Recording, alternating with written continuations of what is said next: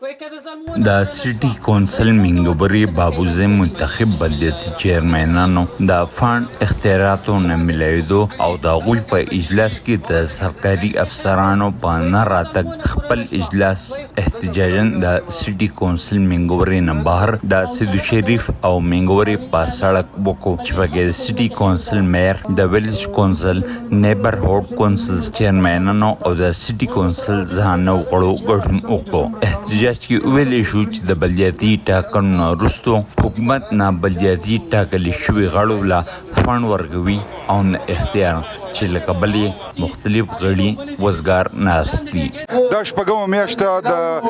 سټي لوکل ګورنمنت زموږ چې کوم منتخب عوامي نمایندګان دي چیرمنان دي کونسلران دي د ملاکنډ ډیویژن ټوټل زموږ اجلاسون له ضلعي انتظامیه غله نه راځي د ډیوال ډپارټمنټ کوارډینیشن افسر چې دغه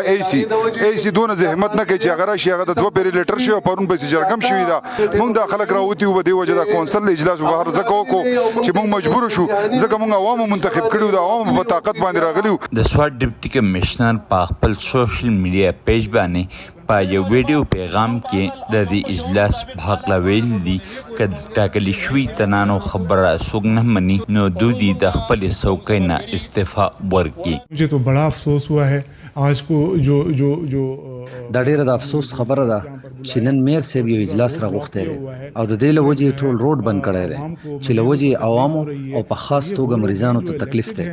دا هغه خلک دی چې د دې عوامو په اوټ راغلي دي. فنډز به دوی ته صوبایي حکومت ورکوي. د دې نه بعد که ټي ایم او د میر صاحب خبره نه مني نو پکار ده چې میر صاحب استعفا ورکړي. اس ناظم صاحب کو جو ہے وہ استعفا مستعفی ہونا چاہیے. د سټي کونسل منګوري بابوزای زنانه ممبر وایي چې یو افسر هم د هغوی اجلاس نه راځي او نه هغوی له د هغوی اختیار ورکوي. نن چې زمونږ کوم احتجاج دی نو مطلب دا موږ په ډېر مجبورۍ باندې کوو خو د ډي سي او د اے سي بابوزۍ خلاف موږ مطلب نن مجبوره پدې شو چې کوم زمونږ د وي سي چیرمنان منتخب شوي دي د هغوی نه عوام تپوس کوي د کارونو دي تپوس کوي په هیلث په مد کې دي کوي په ایجوکیشن دي کوي ډېرې مسلې دي. په سوات کې چې څومره ادارې دي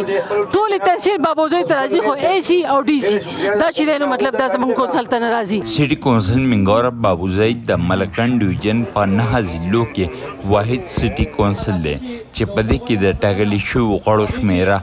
72 ده. دا ټول ټاکلي شوي ترنان وایي چې د ټاکنو وروسته حکومت نه دوی له فنډ ورکوي او نه اختیار او دوی به وسدي او د خپلې حلقو ولسته ښکاره کېدی نشي او نه د هغو سره سترګې ملاولی شي. فیاض ظفر، وایس آف امریکا، ډیوا، منګورا، سوات.